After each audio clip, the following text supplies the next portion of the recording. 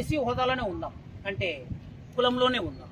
అయినా మనకు అటువైపు దేవాలయాల్లో ప్రవేశం కానీ, మూతుబరిగా ఉన్న పెద్ద కులాల యొక్క గౌరవం కానీ దక్కదు. అంటే అటు దక్కుకోకుంది, ఇటు దక్కుకోకుంది. ఆ పరిస్థితులలో మనము కూడగొట్టిన నాగలి పరిస్థితి మనమందరము ఎదుర్కొంటున్నాం.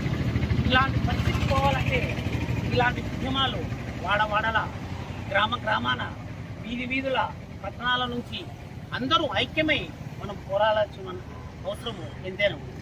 మరి ముఖ్యంగా ఈరోజు దేవసామన్న గారు మరియు ఆదిన గారు ఈ పోస్ట్ కార్డు ఉద్యమాన్ని చేపట్టడం చాలా సంతోషించదగ్గ విషయం. ఇది మన రాష్ట్రపతికి వెళ్తుంది. మనం అనుకోవచ్చు, చిన్న కార్డు కదా, రాష్ట్రపతి మనకు దీనికి రిప్లై ఉంటుందని. దీని యొక్క ఆవశ్యకత తర్వాత తెలుస్తుంది.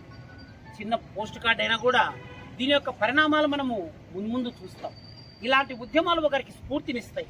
ఇంకొక ఊరిలో కానీ, ఇంకొక గ్రామంలో కానీ, ఇంకొక పట్టణాల్లో కానీ ఈ విధంగా ఐక్యతతో ముందుకొచ్చి మనము దళిత క్రిస్టియన్లకు ఎస్సీ హోదా కల్పించే వరకు ఇలాంటి పోరాటాలు జరుగుతూనే ఉన్నాయి.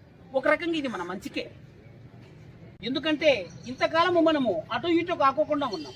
ఇప్పుడు ఏదో ఒకటి విషయము ఖచ్చితంగా తెగేంత వరకు, దళితులు క్రిస్టియన్గా మారినా కూడా వాళ్ళకు ఎస్సీ హోదా వచ్చేంత వరకు అందరూ పోరాడాలి. కాబట్టి ఇది మన యొక్క మంచిగా నేను ఉద్ఘాటిస్తున్నాను.